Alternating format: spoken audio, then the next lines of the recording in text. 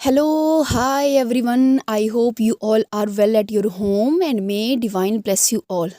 My dear friends, welcome you all into V Group of Healing and thank you so much मेरी videos को देखने के लिए, उन्हें लाइक शेयर सब्सक्राइब करने के लिए। माय डियर मास्टर, अगर आप इस चैनल पे नए हैं तो please to like share subscribe my channel, क्योंकि यहाँ पे आपको बहुत सारी मेडिटेशंस, बहुत सारी टूल्स एंड टेक्निक्स प्लस बहुत सारी स्पिरिचुअलिटी से रिलेटेड जानकारी प्राप्त होती है।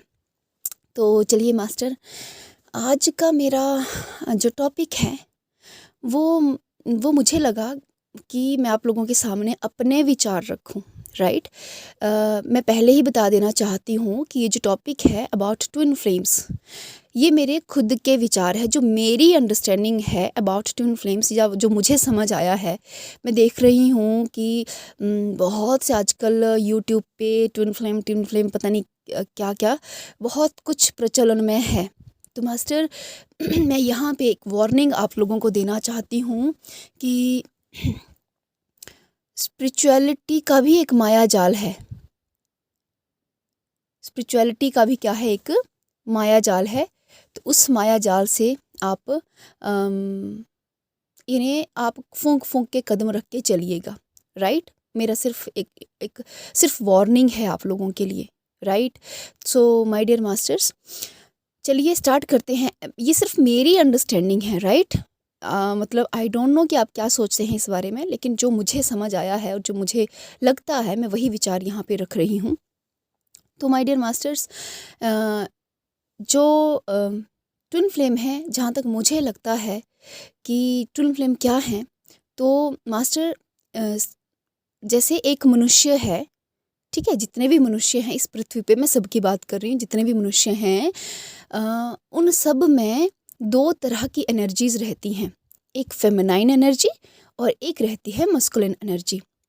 जो हमारे देवी देवता हैं, जैसे नारायण हैं, शिव हैं, या जो बहुत ग्रेट मास्टर्स होते हैं, ऋषि मुनि होते हैं, ठीक है, और जो हमारी देवियां हैं, जैसे महालक्ष्मी हैं, महा सरस्वती हैं, महा गौरी हैं, है ना, ये जो सब देवी देवता हैं, इनमें और हम में क्या फ़र्क है मास्टर?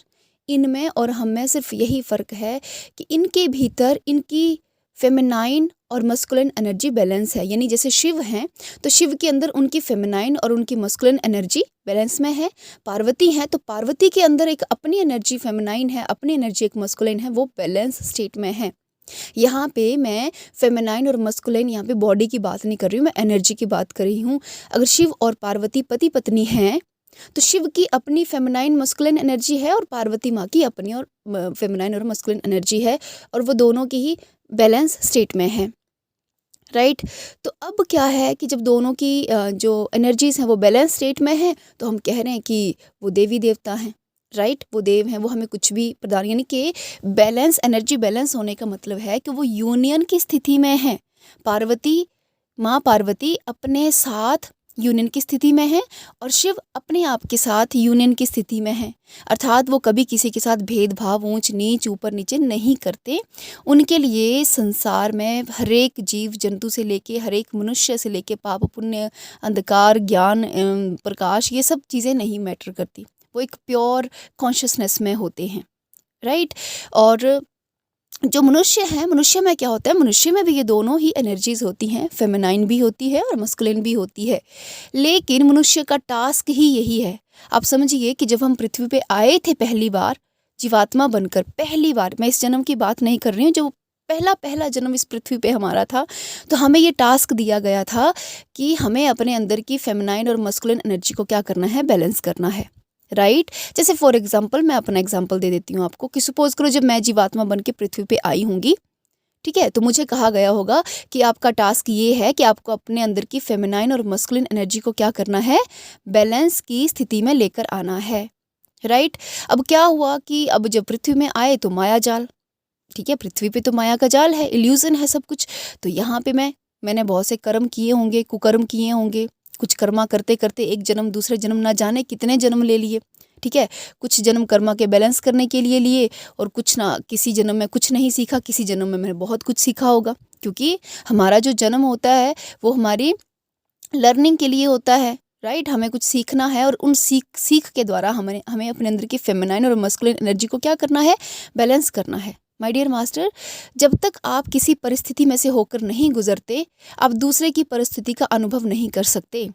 यदि आपके जीवन में कोई पर्टिकुलर प्रकार का दुख है, ठीक है, आपको मान लो कोई दुख आपके जीवन में है, आपने उस दुख को अनुभव किया है और अनुभव करने के बाद आप जब उस दुख से पार कर गए हैं, तो अगर आपके समक्ष कल को कोई ऐसा मनुष्य आएगा जिसके जीवन में सेम ही दुख होगा, तो आप बहुत अच्छी तरह से समझ पाएंगे कि ये कौन सी दुख की स्थिति से जा रहा है और इसको कैसे बाहर निकालना है। राइट। तो इसको हम कहते हैं लर्निंग। तो हुआ ये कि कई जन्म लिए होंगे कर्मा को बैलेंस करने के लिए और कई जन्म लिए होंगे कुछ लर्निंग के लिए। राइट। तो मनुष्य का टास्क होता यही है कि फेमिनिन और मस्कुलिन एनर्जी को बैलेंस करना। लेकिन यहाँ पे होता क्या है कि हर एक मनुष्य में एक ही ऊर्जा डोमिनेंट होती है और एक ऊर्जा जो है वो थोड़ी रिसेसिव होती है। इसका अर्थ क्या हुआ? इसका अर्थ ये हुआ, जैसे मान लो कोई स्त्री है, उसमें हो सकता है कि उसमें फेमिनाइन एनर्जी जो है वो 80% है, राइट, और उसमें जो मस्कुलिन एनर्जी है वो 20% है। बट होना क्या चाहिए था? फेमिनाइन 50 और मस्कुलिन भी 50 होनी चाहिए थी। लेकिन यहाँ पे क्या है, फेमिनाइन एनर्जी किसी स्त्री में मान लो 80% है और उसमें जो उसकी मस्कुलिन एनर्जी है वो है 20%। तो है दोनों में इम्बैलेंस। तो उसका टास्क यही था कि ज्ञान ध्यान योग के द्वारा इन दोनों एनर्जी को बैलेंस करें। मास्टर, ये जो हम मेडिटेशन एटसेट्रा करते हैं, एक्चुअली हम इन एनर्जी को बैलेंस करने का ही प्रयास कर रहे होते हैं। अब हुआ क्या, अब इन बैलेंस, अब मेरे अंदर सपोज करो मैं ही वो स्त्री हूँ कि मेरे अंदर फेमिनाइन एनर्जी 80% है और 20% क्या है, मेरे अंदर मस्कुलिन एनर्जी है। तो अब वो जो 20% मस्कुलिन एनर्जी कम है ना, तो मेरे अंदर हमेशा एक कमी का एहसास होगा, कुछ तो कम है मेरे अंदर, कुछ तो कम है। क्या कमी है, क्या कमी है? अब उस कमी को पूरा करने के लिए वो मनुष्य क्या करता है, बाहर जगत में देखने लगता है कि कोई बाहर से आएगा और हमारी उस कमी को पूरा करेगा। ऐसा वो क्यों करता है? क्योंकि बचपन से ही हमें सिखाया जाता है कि सब कुछ बाहर मिलेगा। हमें बचपन से ही सब बाहर की ओर देखना सिखाया जाता है। हमें अपने अंदर, अपने इनर वर्ल्ड में झांकना नहीं सिखाया जाता।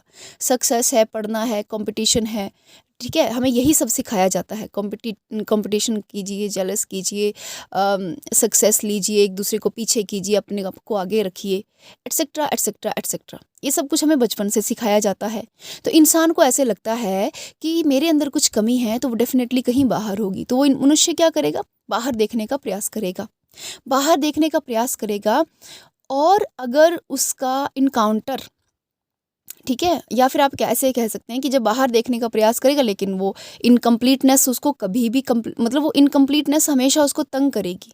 कुछ तो कमी है। उसने सब कुछ ट्राई कर लिया, वो आप जॉब भी देख ली, घर परिवार पैसा भी देख लिया, अपने बच्चे, अपने रिश्ते सब देख लिया, लेकिन वो इनकम्प्लीटनेस जैसी कुछ जा नहीं रही। राइट।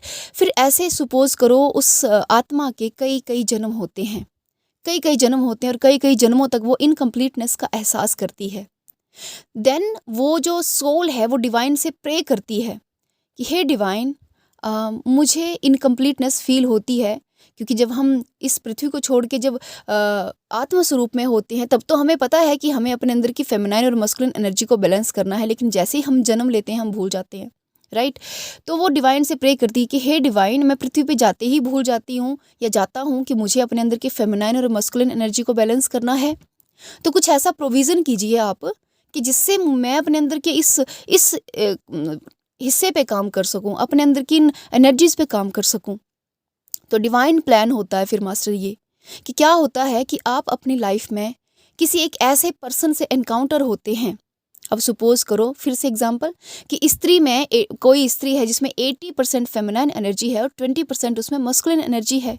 तो उसके भौतिक जीवन में, क्योंकि हमें बाहर ही देखना सिखाया गया है, तो उसके भौतिक जीवन में यदि कोई ऐसा पुरुष उसके सामने आ जाएगा या कोई ऐसा मनुष्य उसके सामने आ जाएगा, मनुष्य, यहाँ पुरुष की बात नहीं करी, मनुष्य, कोई ऐसा मनुष्य उसके सामने आ जाएगा जिसमें बिल्कुल उल्टा होगा। उल्टा क्या होगा कि कोई ऐसा मनुष्य जिसमें 80% तो मस्कुलिन एनर्जी है लेकिन 20% फेमिनाइन एनर्जी है। तो मास्टर यहाँ पे वो दोनों ही एनर्जी एक दूसरे को क्या करती हैं, हाई इंटेंसिटी से अट्रैक्ट करती हैं, क्योंकि दोनों की सिचुएशन क्या है मास्टर, सिमिलर है लेकिन अपोजिट वे में है। एक में स्त्री में सपोज करो कोई मनुष्य मनुष्य है उसमें 80% फेमिनाइन एनर्जी हाई है, 20% मस्कुलिन एनर्जी है, राइट। और दूसरे मनुष्य में क्या है कि 20% फेमिनाइन है और 80% मस्कुलिन है। तो वो दोनों ही क्या करेंगे, हाई इंटेंसिटी से अपने आप को क्या करेंगे, दूसरे को अट्रैक्ट करेंगे।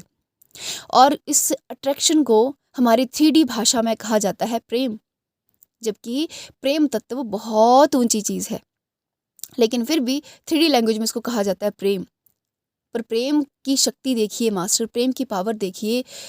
कोई भी मनुष्य आपको मतलब कहा जाए कि कोई काम कीजिए, कोई भी मनुष्य काम के को डिनाई कर सकता है, लेकिन जब मनुष्य प्रेम में होता है और उसे अगर कहा जाए कि तुम्हें देखो तुम्हें ये कार्य करने पड़ेंगे, उसके बाद तुम्हें तुम्हारा प्रेमी प्राप्त होगा, तो मनुष्य वो सारे कार्य करने को तैयार होता है।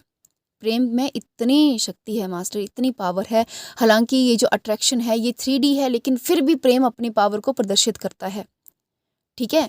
अट्रैक्शन भी प्रेम का ही एक सूक्ष्म स्वरूप कह सकते हैं, एक संकीर्ण रूप जो है वो अट्रैक्शन, या जिसको हम 3D लव कहते हैं, राइट। तो जब भी कोई प्रेमी अपने दूसरे प्रेमी को पाना चाहता है, प्रेमी प्रेमिका अपने दूसरे प्रेमी को पाना चाहते हैं, ठीक है, वो प्रेमी भगवान भी हो सकता है, कोई मनुष्य भी हो सकता है, कोई भी हो सकता है, तो उसके लिए वो कुछ भी करने को तैयार हो जाते हैं।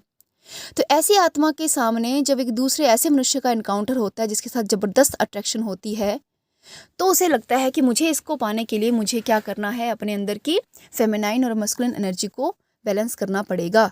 मुझे क्या करना पड़ेगा, मेडिटेशन करनी पड़ेगी, मुझे इनर वर्क करना पड़ेगा, इंट्रोस्पेक्शन करनी पड़ेगी, ये वो दुनिया जहान की जितनी भी चीज़ें हैं। और मास्टर देखिए देखिए कितनी अजीब बात है, इतने दुख उस मनुष्य के जीवन में आए, इतने बड़े से बड़े कष्ट भी जीवन में आए, वो कष्ट भी उन्हें आध्यात्मिकता की ओर मोड़ ना सके, और केवल एक मनुष्य आया और आध्यात्मिकता की तरफ उनको मोड़ के चला गया। मास्टर, उस मनुष्य का सिर्फ इतना ही रोल था, वो एक डिवाइन प्लान था कि कोई पर्सन आपकी लाइफ में आके आपको आध्यात्मिकता की तरफ मोड़ के जाएगा, उतना ही रोल था। उस मनुष्य को ट्विन फ्लेम का लेबल दे देना मेरे ख्याल से सही नहीं है, क्योंकि हम खुद ही अपने ट्विन फ्लेम हैं, क्योंकि हमारे ही अंदर फेमिनाइन भी है, हमारे ही अंदर मस्कुलिन है।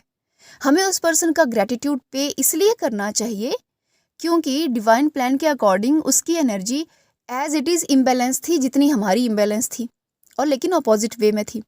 और इतना स्ट्रॉन्ग अट्रैक्शन हुआ कि वो स्ट्रॉन्ग अट्रैक्शन में हम आध्यात्मिकता की ओर, सोचिए जीवन में कितने बड़े बड़े कष्ट आए होंगे, कितने बड़े बड़े दुख आए होंगे, लोगों ने दुत्कारा होगा, न जाने क्या क्या कितने जन्मों में क्या क्या हुआ होगा, लेकिन कभी भी आप अपने इतना सोच नहीं पाए कि मुझे अपने अंदर जाके अपने भीतर काम करना है।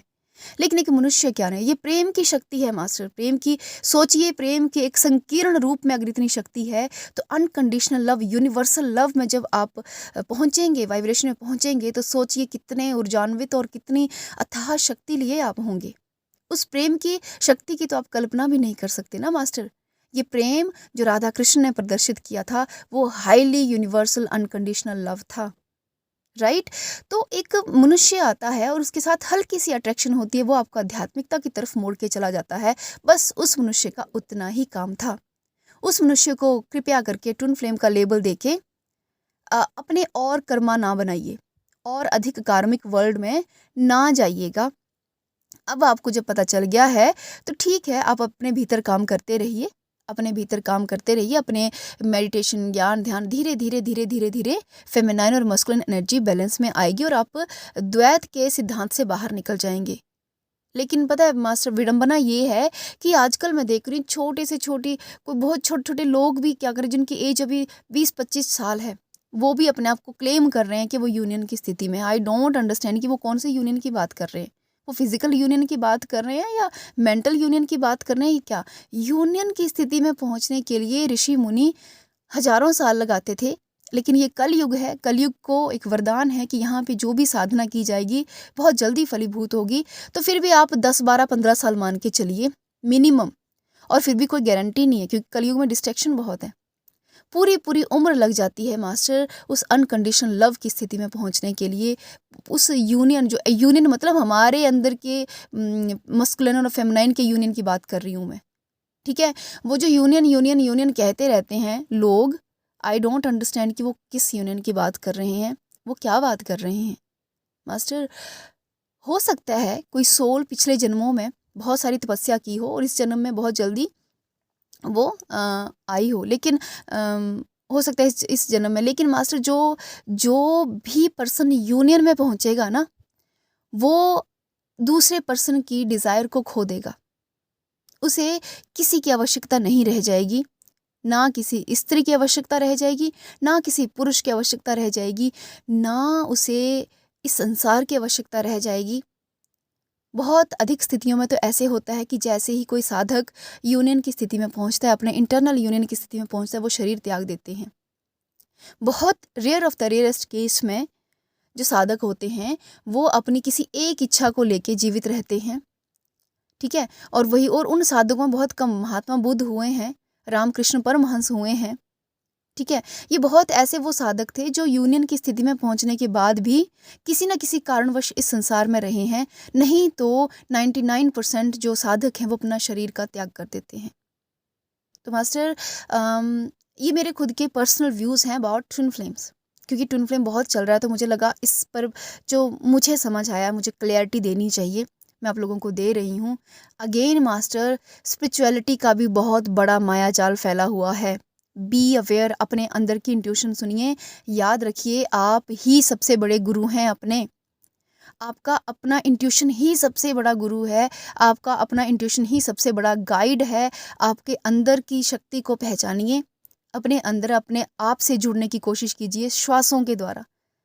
कुछ कुछ 1 महीना 1.5 महीना भी अगर आप नॉर्मल आती और जाती श्वास पे ध्यान लगाएंगे, आपकी इंट्यूशन पावर इतनी स्ट्रांग होगी, जो भी अंदर से आपको गाइडेंस आएगी मास्टर, उसको फॉलो करते जाइएगा, उसको फॉलो करते जाइएगा और आप हैरान हो जाएंगे, आप स्पिरिचुअलिटी के एक अलग लेवल पे पहुंच जाएंगे, राइट। और इसके साथ ही मैं आप सबको रिकमेंड करूंगी कि जो बहुत अच्छे अच्छे मास्टर्स रहे हैं हमारे, उनकी बुक्स को पढ़िए। हो सके तो भगवत गीता पढ़िए, लेकिन वो समझ आए तो, नहीं आए तो ओशो की बुक्स पढ़िए, ओम स्वामी हैं उनकी बुक्स पढ़िए, राइट। इसके अलावा कुछ वेस्टर्न फिलोसोफर हैं उनकी बुक्स पढ़िए, ठीक है। जो बुद्धिस्ट टेक्स्ट हैं हमारे, उनको पढ़िए।